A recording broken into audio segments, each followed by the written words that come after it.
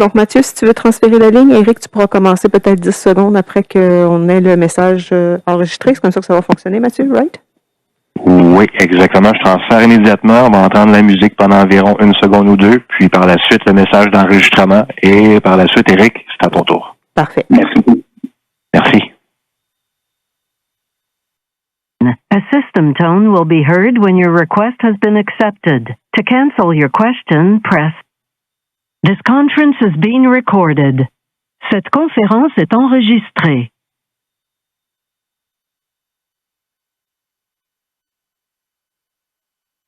Hello everyone, bonjour à tous. Welcome and thank you for participating in today's media update on COVID-19 in Canada with Canada's Chief Public Health Officer, Dr. Theresa Tam, and Deputy Chief Public Health Officer, Dr. Howard New.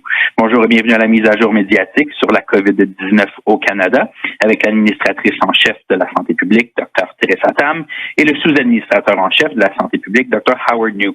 Following the remarks, we will open the teleconference line to questions from the media. Suite aux allocutions, nous répondrons aux questions des médias. Procédons maintenant à la séance médiatique. Let's begin today's briefing. Over to you, Dr. Tam. Merci beaucoup. Thank you very much. Hello, everyone. National Volunteer Week in Canada, and we're reminded, especially during these difficult times, of how important it is to support each other, to lend a hand when you can, and to know you're not alone when you need help. To date, over 1,139,000 cases of COVID-19, including over 23,700 deaths, have been reported in Canada. Over the past week, an average of over 8,640 new cases were reported daily. During the same time, the number of people experiencing severe and critical illness continued to rise. On average, over 3,970 people with COVID-19 were being treated in our hospitals each day, including 1,200 people being treated in intensive care units, representing a 24% and a 21% increase, respectively, compared to the prior week. An average of 46 deaths were reported daily over the past week, which is 28% higher than the week prior. There are over 70,300 variant of concern cases reported to date across Canada, with the B117 variant accounting for almost 96% of these. To tackle this wave, we need to use all available tools. That means keeping up with individual precautions and public health measures in your area, as well as deploying all safe and effective vaccines in optimal ways. Vaccination is fundamental to ending the pandemic, and we encourage all Canadians to get vaccinated to protect themselves and their communities from illness, hospitalizations, and deaths from COVID-19. This week, we marked the important milestone of over 10 million doses of COVID-19 vaccine having been administered in Canada. We know there is still a way to go, but we continue to gather strength from good news and are focused on the things we're grateful for. The simple note of thanks we recently received from a Canadian reminds us of how far we have come.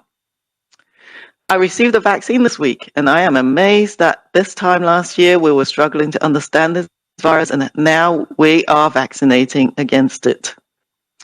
Canadians across the country have been channeling this kind of positive energy to help others. One example is vaccinehunters.ca. This community group has banded together to supplement COVID-19 vaccination initiatives. By aggregating up-to-date information on vaccine availability on their website and social media platforms, they are helping eligible Canadians find vaccination clinics and pharmacies where they can book an appointment.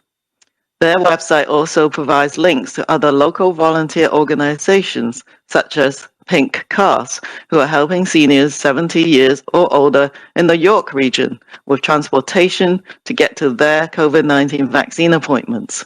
Similarly, vacstat.ca helps Quebecers find the same day or next day COVID-19 vaccine appointments through their website.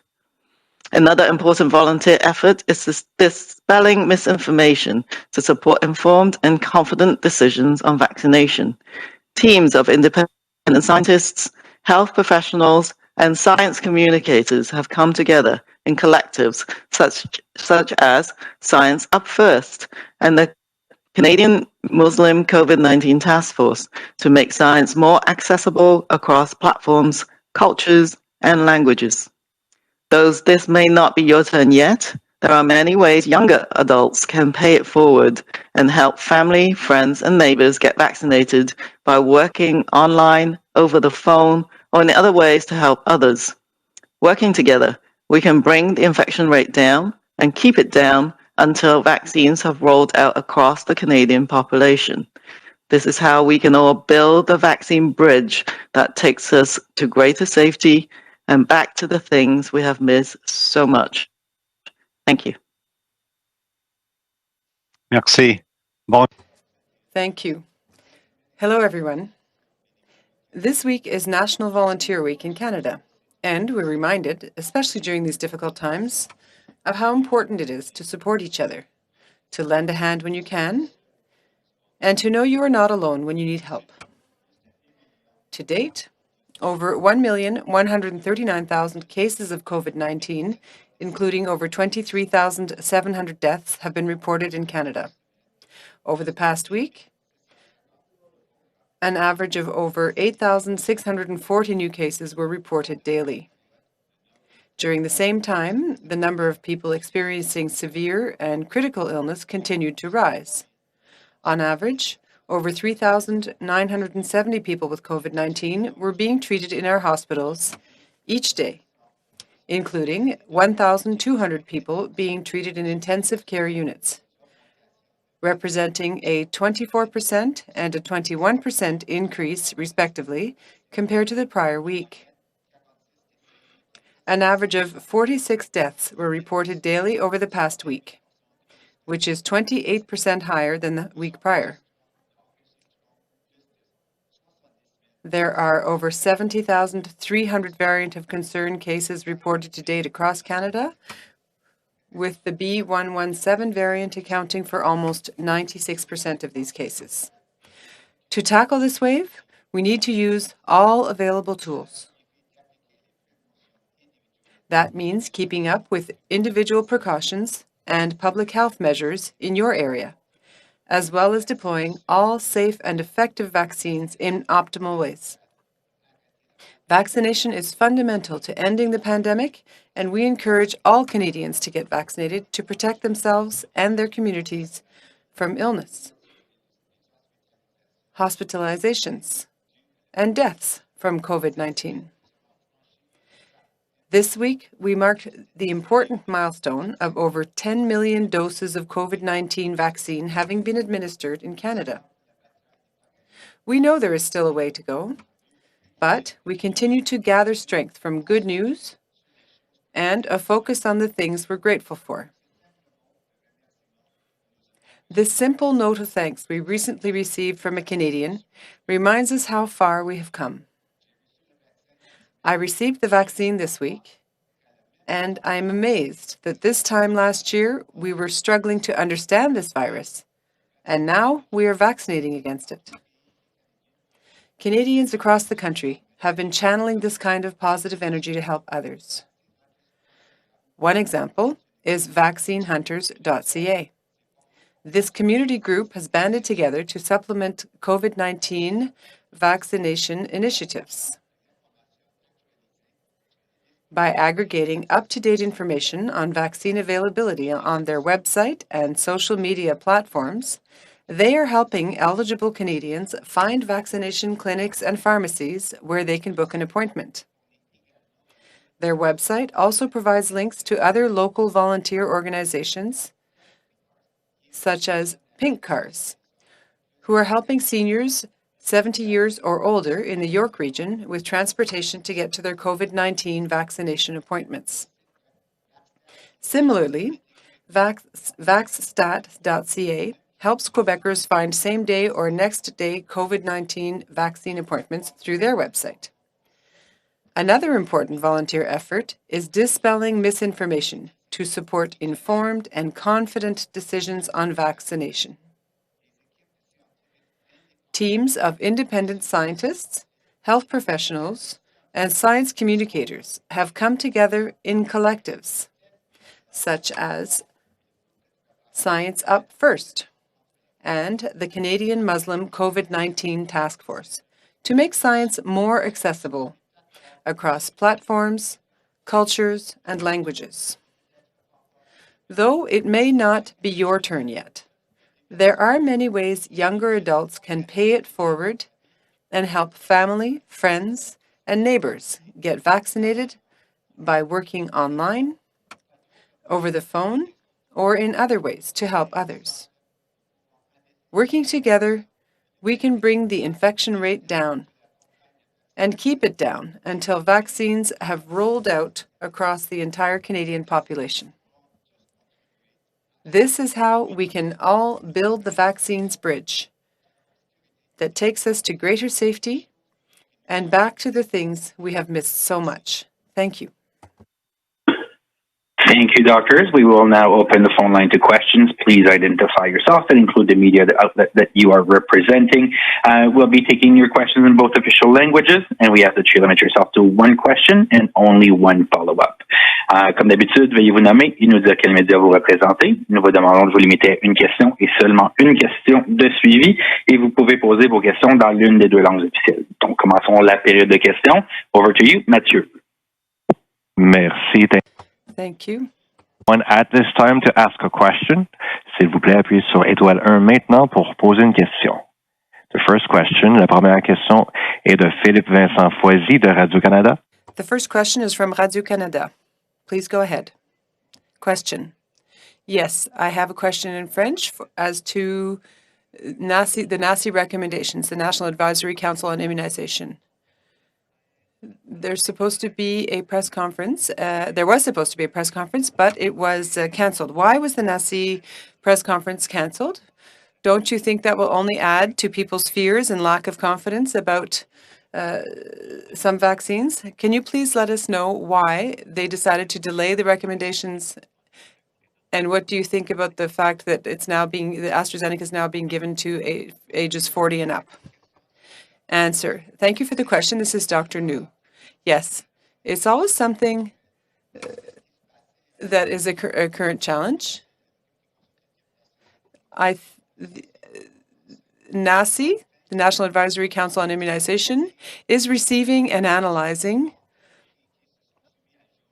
all the updated evidence, which is always a challenge because if we keep waiting for all the data and studies being done across the world and here in Canada, then we're criticized for being too slow. But if we make a decision too precipitously and then the next day some further data surfaces, we may be criticized for acting too quickly. So I understand that they are currently analyzing very important data, and including the data that's available here in Canada and weighing the benefits and risks. And so they may be considering adjusting their recommendations further. But in the end,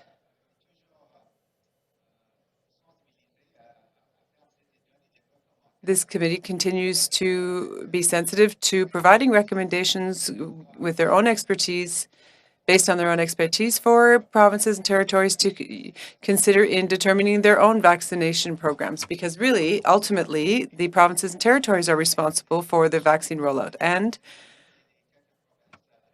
a few provinces have already made some changes, and that is because we had a meeting, we had a teleconference last weekend with the committee, and we did discuss the latest available data and evidence, and certain provinces and territories have already begun to adapt their vaccination programs as a consequence.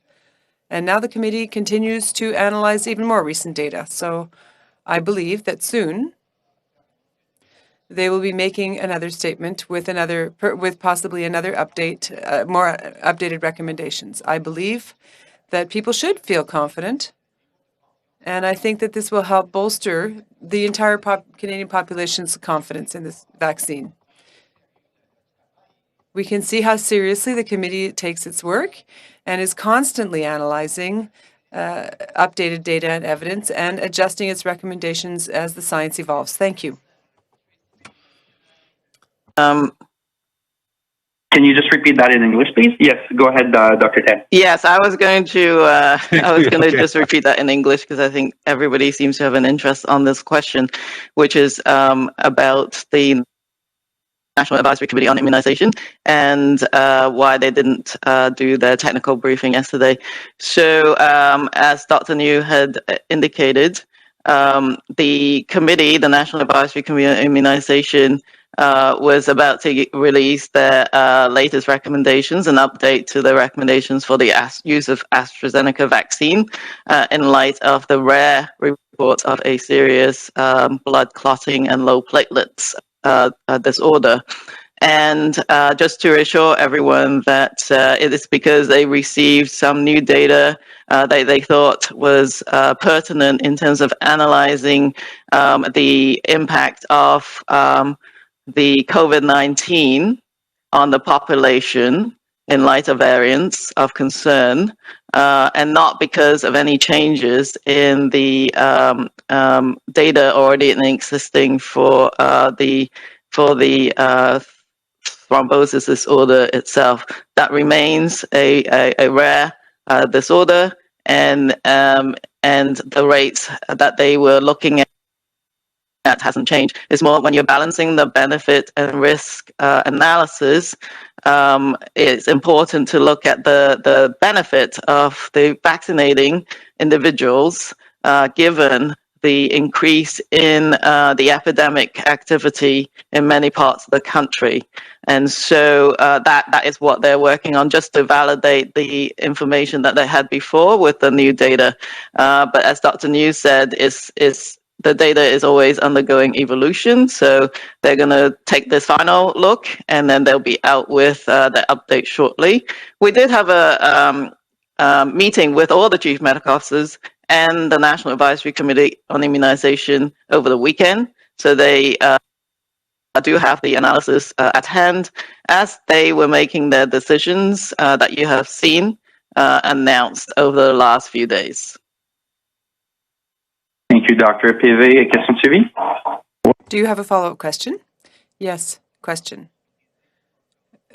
We see that certain flights coming in from Brazil are still being accepted in Canada as well as from India. At what point will Health Canada be concerned by the fact that people can continue to enter the country carrying variants from countries in which the situation is not at all under control? How much is this of concern? It seems, too, that the follow-up measures are not properly implemented. So is Health Canada concerned by the fact that we're still seeing flights coming in from countries in which variants of concern come? Answer. This is Dr. New. Perhaps I can begin to answer. Well, it's always a concern that we keep an eye on we're keeping an eye on what's going on across the whole world and deciding what we do about our borders. Because protecting Canadians' health is always our priority. I think that with the measures currently in place at our borders, we are currently requiring that any visitor arriving in Canada undergo a test before they arrive in Canada and then take another test once they arrive in Canada and another one 10 days later, to ensure that they are not infected.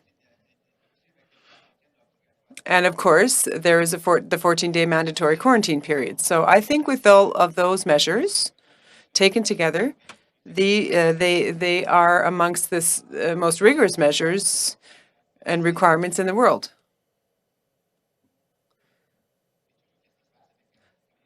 But of course, we're always watching what's going on with the emergence of these new variants. You mentioned Brazil and India, and there may be other countries further down the road. I think it's always important to maintain a global approach.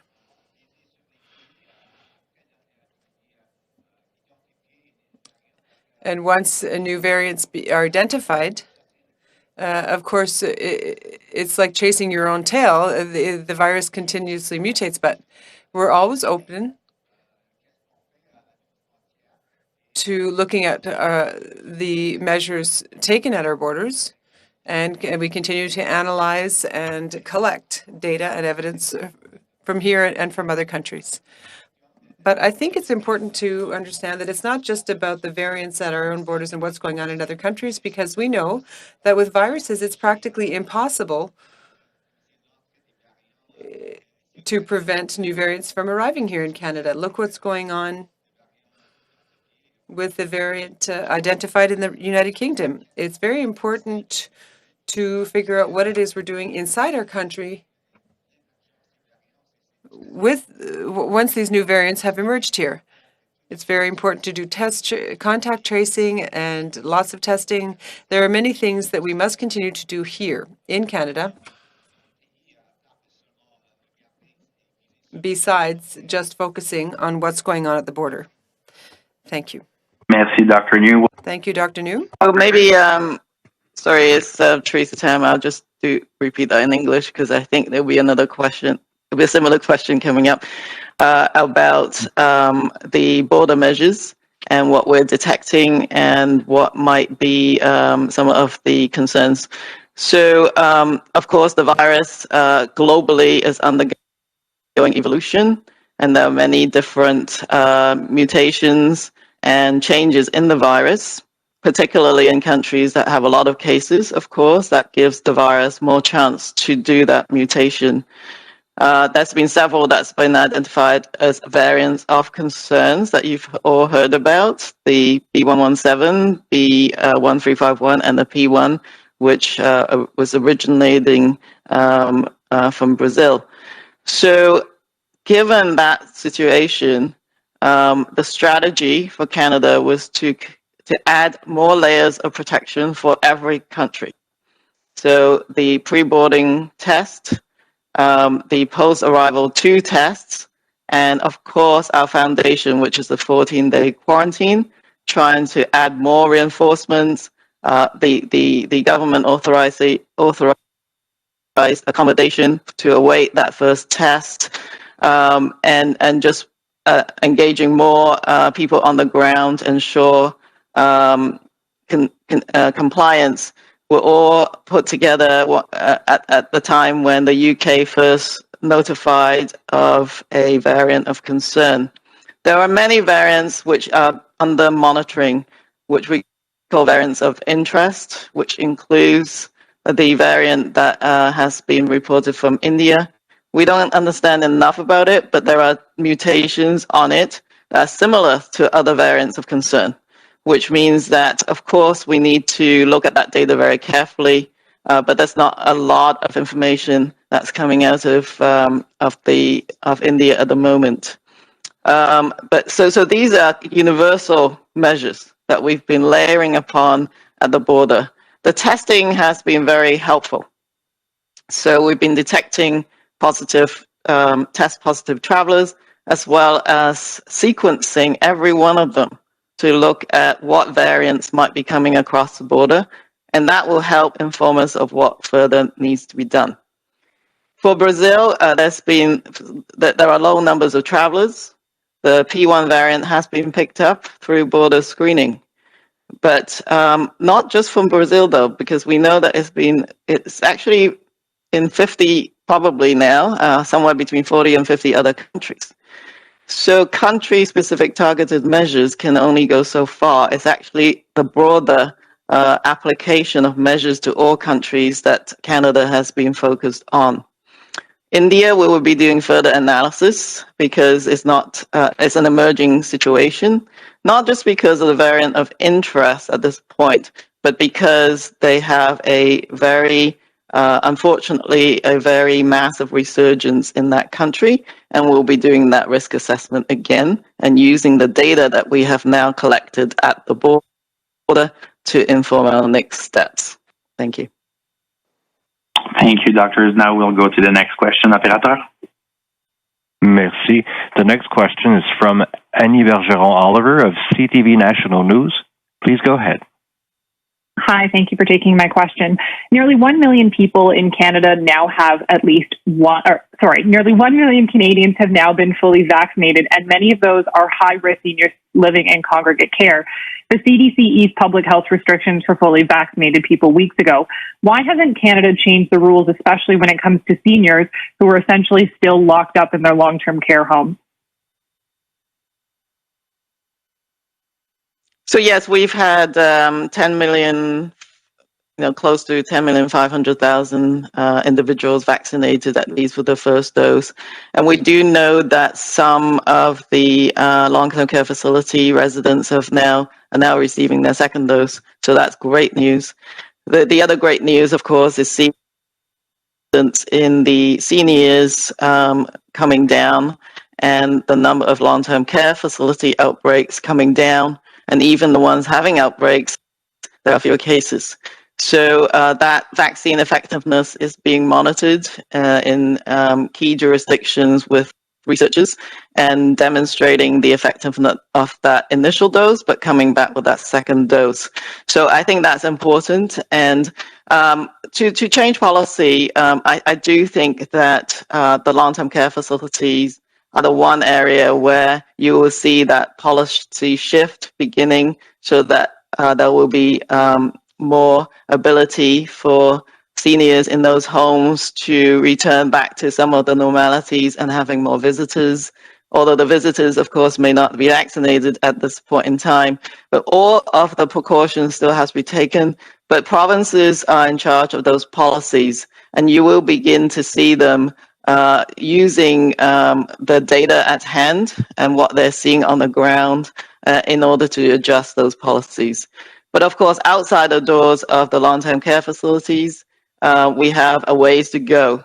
Some of the senior age groups haven't completed the vaccination, although those seem to be going well. And healthcare workers, we want to make sure they're all provided with a vaccine. I think the uptake's quite really good too in healthcare workers, close to 90% with at least one dose.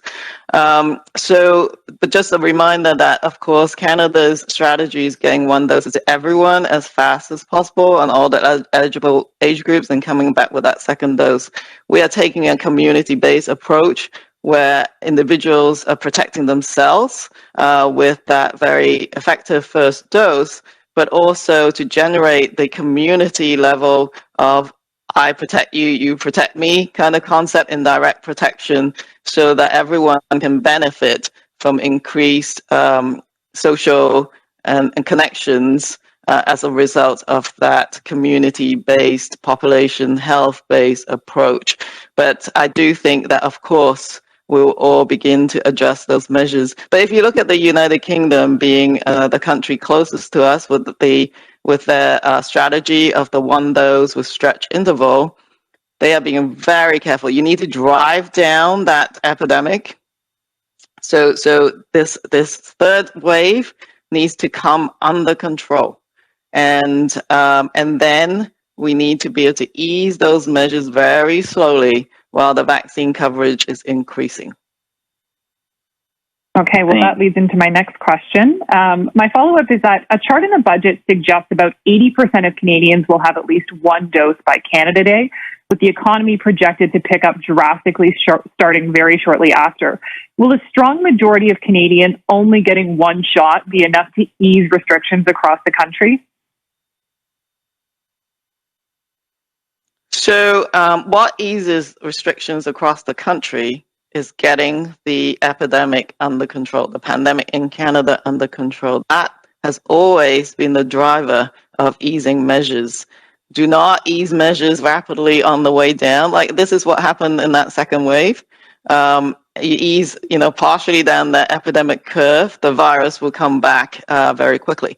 With vaccines on board, the chances of that may be diminished, but it's not, completely eliminated. And so getting that second dose is very important to ensure that when we relax measures, you're not back to sort of the beginning of trying to get the virus under control. It has to be both public health measures and the vaccine right now to plank the curve, again, that's what's going to let us have more relaxation in those restrictive public health measures. So, of course, we want to track this as we go along, but vaccines gives us a much better chance of being able to do that. So that's why it's very important to get vaccinated. Yeah, it's Dr. You just said to underline what Dr. Tam said. I think we've said it several times, myself included, that we should be following the data and not just dates. So vaccination, certainly vaccines are a very important tool, very key in terms of, as you say, trying to get towards a sort of a future where we might be relaxing some restrictions, but certainly the public health measures are key. Certainly, look what's happening now in Ontario. It's not going to be vaccines alone that solve the current situation in Ontario. You need to be very strict with the public health measures, and I would say that's also twofold. I think at an individual level, people really have to think about what activities they're undertaking. Are they really just the essential activities, going out for groceries and so on? Or, are there still some discretionary activities that they really should not be doing, like, traveling for a vacation or going for a recreational sort of a pleasure activities, even outside of their own community. So that's something to consider. And then, of course, at the population level with governments and so on, it's a type of restrictions that really try to decrease mobility and decrease the types of interactions, the number of interactions people have. And I think to support, what was put forward by the Science Advisory Table in Ontario, it's not just a matter of saying people, decrease your contacts. There are many people, the essential workers, that are not able to, for lots of reasons we all know about, in terms of, lack of sick days, other social supports, and so on. So I think to get to that point, it's very important to have those supports as well, so that all Canadians can hopefully, in a sense, feel protected and have the sort of the measures in place that they can also practice personally, and also at a population level of the public health measures as we keep rolling out the vaccines. Thank you. Thank you, doctors. We will move to the next question. Prochaine question, opérateur. Merci. La prochaine question est de Raymond. Next question, TVA. Please go ahead. Thank you. Dr. New, just to come back to India and its variants. If we suspend flights, why aren't we considering suspending flights from India as we did for in the spring or last year for United Kingdom when its variants emerged? Answer, just briefly, even the Prime Minister has stated that all options remain on the table. I think that we do have to perform a proper analysis. We now have experience with what happened with the UK variants, as you said. So after that, we implemented further measures at the border with pre-testing, pre-arrival testing, and arrival testing, as well as the 14-day mandatory quarantine period. So we have to look at measures that are already in place today, see how effective those measures are, see if they need to be adjusted. And as Dr. Tam and I have stated,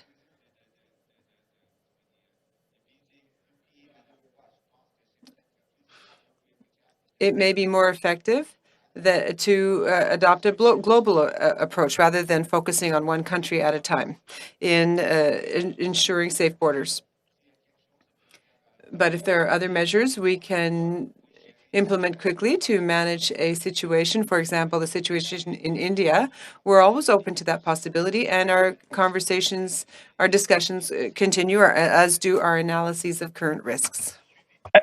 As a follow-up question, in your opinion, how important it is to prohibit movements between various regions in Canada or provinces, especially given the new variants? Well, I think that is a current issue, along with provinces and territories. Even in British Columbia, I believe, we have advised or encouraged Canadians, or they have encouraged Canadians to stay at home, to remain in their own region. Of course, it's always important to go outside and get some fresh air, but to stay in your own community, not even to move around inside your region. For example, in British Columbia, if you're in Vancouver, residents of Vancouver are being discouraged to go to Whistler, even though one could say that it's in the same region or the same area. And I think the same principle applies across the country. People are being discouraged from traveling between provinces. As we saw, many Canadians traveled to other provinces to go ski and have other types of holidays. And now we're saying, look, with these new variants, it's really important. We can see what's going on now in Ontario. It's a real crisis. It's a public health crisis and a healthcare crisis. We really need to learn from what's happened and what's going on right now in Ontario. People just need to stay at home. It's quite simple. Thank you, Dr. New. Thank you, merci. The next question is from Evan Dyer of CBC News. Your line is open. Please go ahead. Hello, thanks for taking my question. I'd like to ask, you mentioned that you're currently doing a risk analysis on the situation in India. Do you know when that might be ready?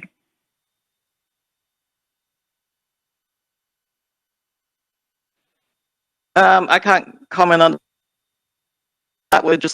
We are always looking at the data, including who is testing positive coming into Canada, for example, and we have to get as much information as possible, for example, on that variant of interest, and which is not yet a variant of concern. So lots of work is being done in multiple departments to look at that situation. But as I said, that it can be one country one day, another day. So it is very important that we have been taking these more broad measures for any traveler. And just to follow up on that, I know that India and Brazil both have variants, but are very different countries in a way. I mean, India's been a kind of a model citizen, sharing vaccines with other countries. Brazil, I think, has been widely seen as a very irresponsible government, not taking COVID seriously. You were talking about the idea of, I protect you, you protect me, and we do penalize individuals who don't take COVID seriously in Canada. Do you think that as this pandemic develops and as we start to emerge from it, there will be a place for pressure or action against countries that don't appear to be taking COVID seriously, continue to spin off variants that threaten other countries' vaccination campaigns? Well, I think, internationally, in many ways, we are in it together. And as long as countries are not able to control their what's happening domestically, it will affect everyone else. But we have to control what we can control, which is the measures that we've sort of put in place. The many layers, we kind of kept adding some more, but the testing regime, I think, is really important so that we can manage the individuals coming into Canada and reduce the risk of the variants of concern.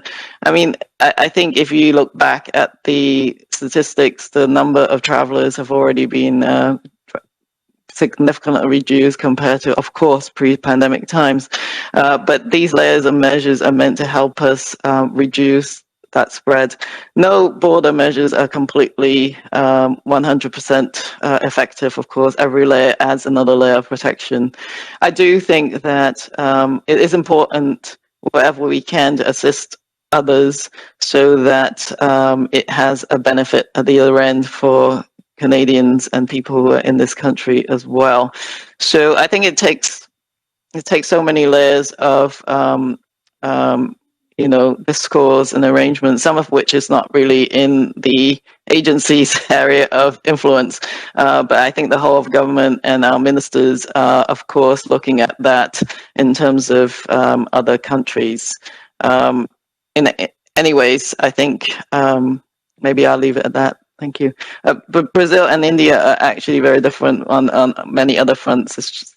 There are many more connections with India to Canada than there is to Brazil for all sorts of reasons, and many different types of travelers and many Canadians who are in India, and there's traffic from that perspective as well. So there's many considerations before any other actions taken. Thank you. Operator, next question. Prochaine question. Merci. La prochaine question est de Boris. Next question from Le Devoir. Please go ahead.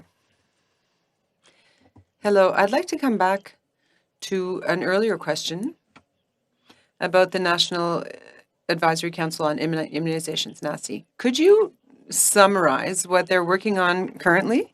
We would like to know what's going on. We understand that they were planning a press conference yesterday, but they then canceled it because they received new information. Just when provinces have dropped the eligibility age to 40.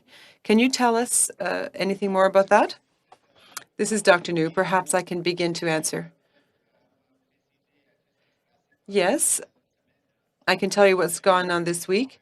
We had a teleconference with the National Advisory Council on Immunizations, the NACI, and also with the Special Advisory Committee of Chief Public Health Officers of the provinces and territories. And based on those discussions and the evidence and data made by NACI the previous weekend, that provinces and territories announced the new guidelines for eligibility for this vaccine over the last week. Now, NACI is receiving further data and evidence that it's analyzing. I don't think anything's changed much. It's just that they always want to keep up to date, look at all of the benefits for the whole of our population,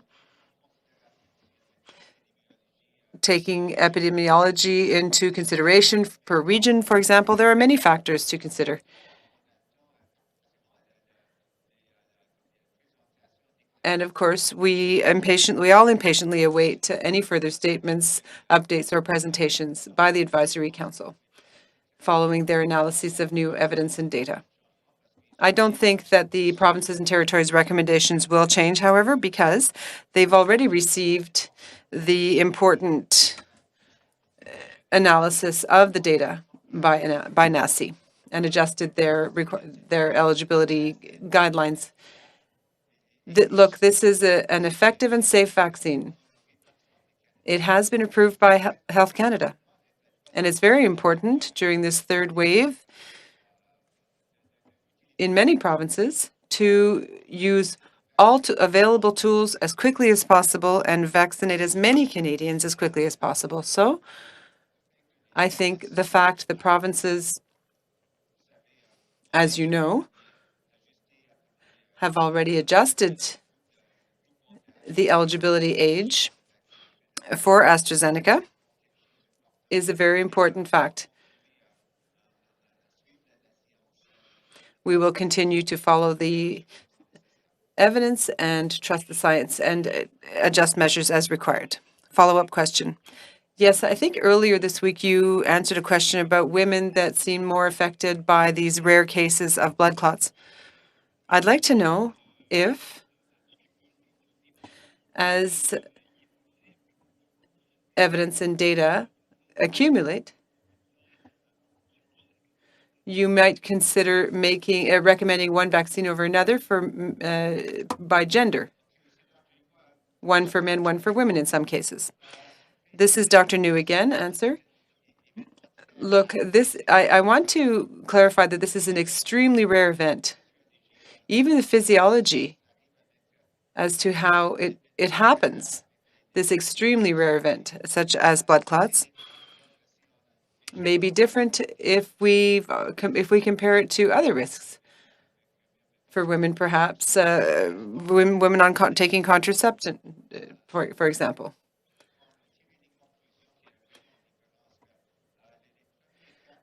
The first cases that were reported may have created a certain bias because we began vaccinating healthcare workers at the beginning because that's a priority group. We know that among that priority group is largely made up of women. So that has to be taken into account as well. So far, given all the data and evidence received, we have not found that there is a real difference.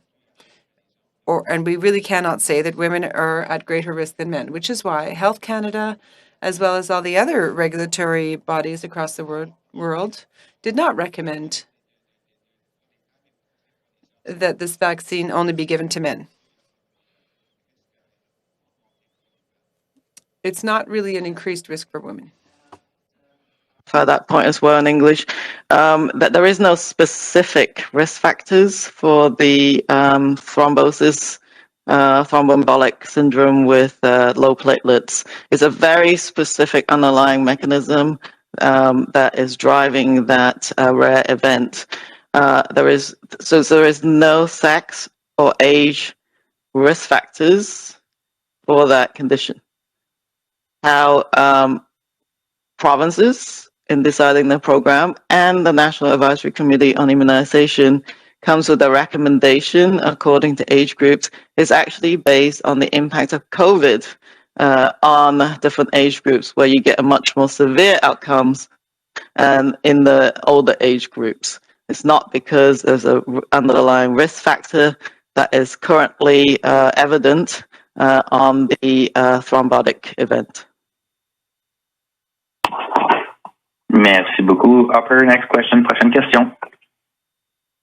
Thank you. The next question is from Mia Rapson of the Canadian Press. Your line is open. Please go ahead. Yeah, I'm just wondering, Dr. Tam, if you could give us some more information about exactly what data was provided to NACI, what study. You said it wasn't about the blood clots, but more about the variants. I'm just wondering if you could tell Canadians what specifically they were given new data on that sort of pushed this back, not just a little bit, but by several days. And also, how relevant has NACI made itself in a pandemic when maybe the model isn't set up to make decisions as quickly as we need them? Do you think that this model is actually working in a pandemic? Well, science is always evolving and is evolving fast. So it is quite challenging. And I can guarantee that everyone from the regulator to NACI to our epidemiologists are working continuously. So you're right in that you can't just keep shifting recommendations all the time. You do have to have analysis that you can settle on for now. Obviously, if there's any significant changes, the committee will go back and have another look. So I don't have all the details. All I was told is actually about the impact of COVID-19, including the emerging variants of concerns, impact on severe outcomes. So that data has to come from the provinces and territories. And as they provided some new information, particularly and on that front, I think that's what they're looking at. And it may not change anything in terms of what they've already come down to. I'm not sure. That is still in progress. And maybe I can leave it at that. But it is challenging for everyone in terms of the policy space for public health. But we want to, I think uppermost in everybody's minds right now is that we wanted to provide the best advice because it's about safety. And therefore, Canadians need to be reassured that all of these checks and balances are in place so that they can make those decisions to get themselves vaccinated. Thank you. And Dr. New, I understand that there was a meeting of the chief medical officers yesterday afternoon.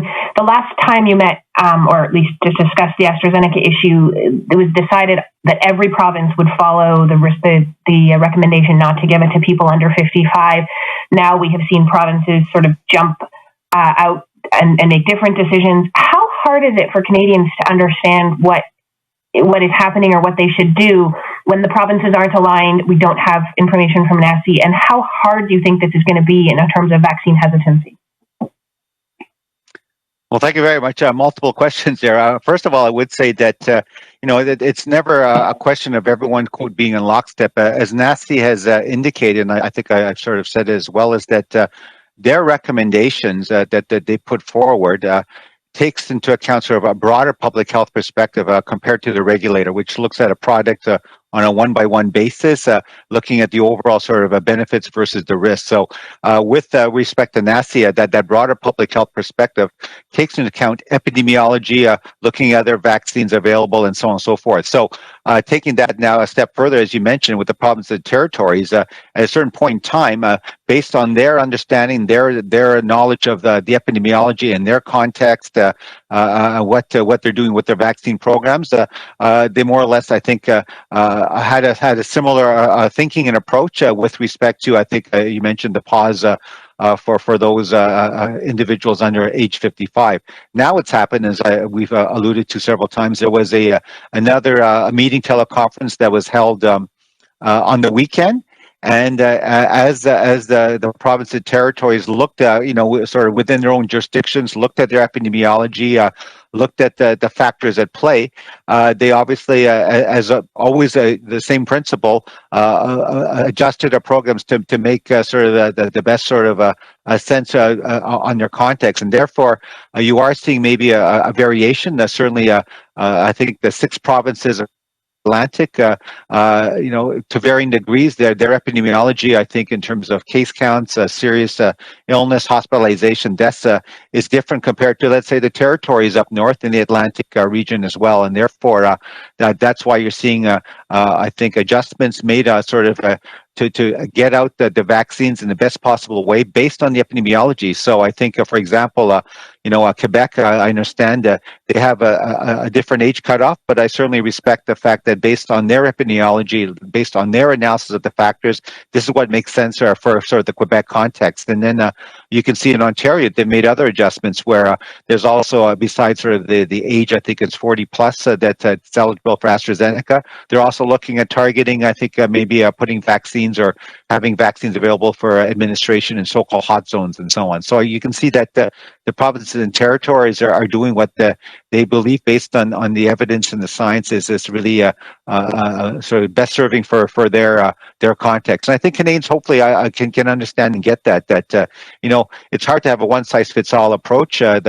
NACI puts out a broad recommendation, but I think it's more of I would call it a framework. It gives us certain parameters and certain factors to consider that obviously the provinces and territories then take to heart and then apply obviously their own lens and their own context before adjusting their programs as necessary and appropriate for their local situation. Thanks. Well, thank you, Doctor. Operator, next question. Prochaine question. Merci.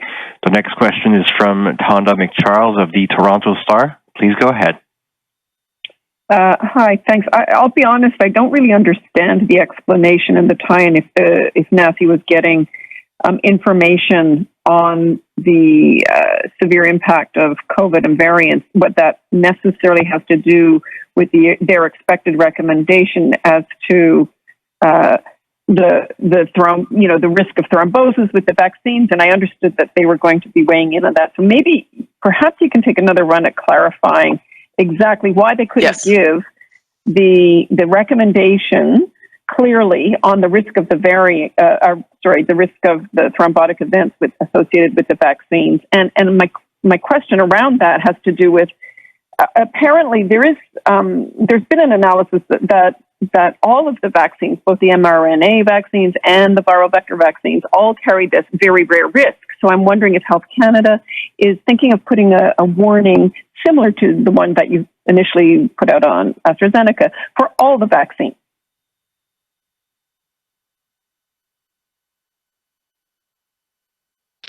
So sorry, I might have missed the last bit. Just to really clarify, you brought up a very, very good point, which is the risk of the thrombotic event doesn't change. So that is not, it has not changed. It has not changed in the analysis. It is a rare event that occurs 1 in 250,000 to 1 in 100,000, I think is what broadly everyone has been using. Of course, the data could evolve, but that hasn't changed. What changes is what is happening with COVID-19 in your area. That balances the risk and benefits, because the vaccine is going to be a very effective tool in reducing severe illness and deaths for sure. And so the benefits of the vaccine absolutely will outweigh the risk of the clotting disorder, particularly in areas of high transmission and high impact. So I'm not sure if that's clear enough, Tonda. Do you want me to? That helps. Yes, thanks. In your risk, Yep, thank you. in your risk analysis, yeah. So could you repeat your last part? Sorry about that. Yeah. So given that there's some suggestion that all the vaccines, all 4, carry this rare risk, have we changed the warnings on all of them? So I think that there's thrombotic phenomenon that may be different, that needs still be unpacked scientifically. But one other vaccine of interest to Canadians where changes is sort of expected is the Janssen vaccine. Janssen is a viral vector vaccine, very similar to that of AstraZeneca. So that also is a vaccine that Canada expects to be deploying. So Health Canada is aware of the EMA announced label updates that reflects reports of the blood clots with low platelets related to the J&J Janssen vaccine.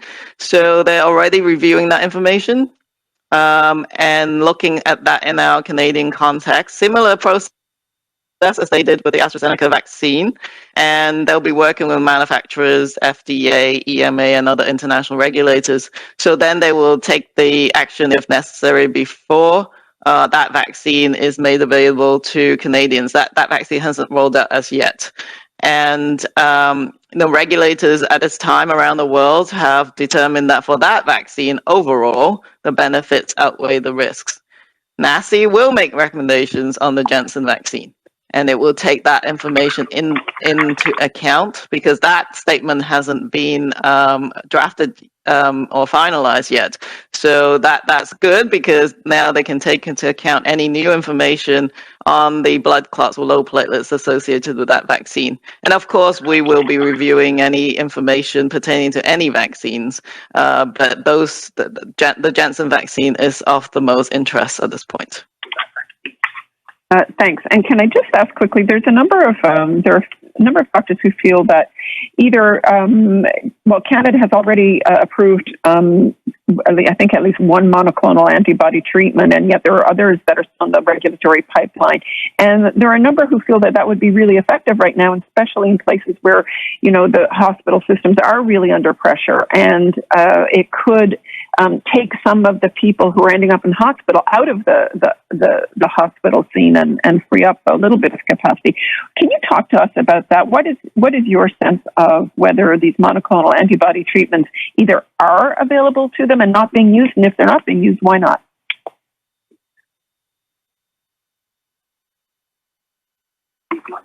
Yes, I will try and answer that question, and maybe you can follow up with our media relations to get any more details because the treatment side is something that maybe you need to get more information from others and perhaps from the regulator. So we do know that there are these monoclonal antibody treatments available and other treatments as well. So you've provided a very important question, which is that, of course, we've been talking about vaccines, we've been talking about testing, diagnostics. Well, treatment is another area that there's been a lot of work in, and people are pursuing different kinds of treatments. But the most important one, actually, I really feel that changed a lot of the clinical practice is dexamethasone, the steroid that is commonly available to treat patients, was found to actually have a significant benefit, and it's become part of the routine management of patients in the ICU and in hospitals based on clinical judgment, basically. So what is available, I do know, is that tocilizumab is one medication, and it helps like these antibodies to reduce inflammation, some of the significant inflammatory responses as well. And so medication has been purchased and made available to provinces and territories.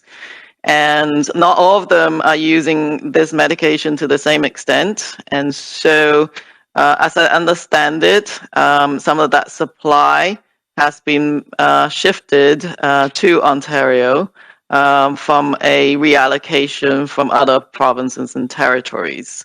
So that is an example of how that is happening right now. Thank you, Dr. Tam. We have time for one last question. Dernière question, opérateur. Merci, thank you. And our last question is from Crystal Og of Global News. Please go ahead. Hi, Dr. Tam. Thank you for taking my question. We're specifically looking at Ontario here. The ICU numbers are raising and hospitals have transferred hundreds of patients. Is this something that comes up on your calls with provincial counterparts? And are these conversations about transferring as far away as other provincial ICUs? It's a subject of intense conversation, I think, both at a political decision maker level and at the operational level. So with the operations center at the public health agency, as well as public safety and many federal departments, in terms of what offer of support we can provide to Ontario. That is on the healthcare side, so I'm less involved in that. But I know that we're looking at supplies from the NES, for the National Emergency Strategic Stockpile, that helps ICU patients, whether they be ECMO machines, oxygen concentrators, oxygen supply equipment, and any of the other kind of equipment they need.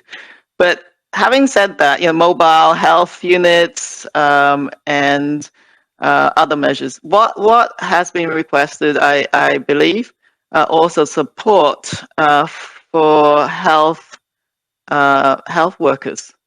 So it's not the equipment that is necessarily the rate limiting step. It's that you need teams of people experienced to operate these different types of equipment needed to support someone who's very sick. So I know that discussion is extremely live, and we do have underlying protocols and policies that support mutual aid between provinces and territories. And absolutely, that is a very live part of the discussion with Ontario right now.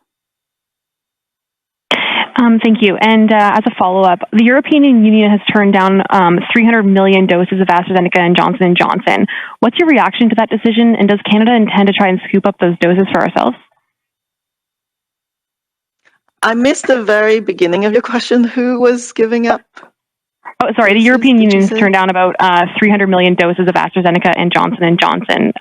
So my question to you is, what's your reaction to that decision, and does Canada intend to try and scoop up those doses? So I haven't heard of that. Thank you for that piece of information. I'm not intimately linked to the supply, but all I do know is that every stop is being pulled. Ms. Annan would have spoken about this, and I know she's on the phone and other teams on the phone with European countries, any countries that may have supply.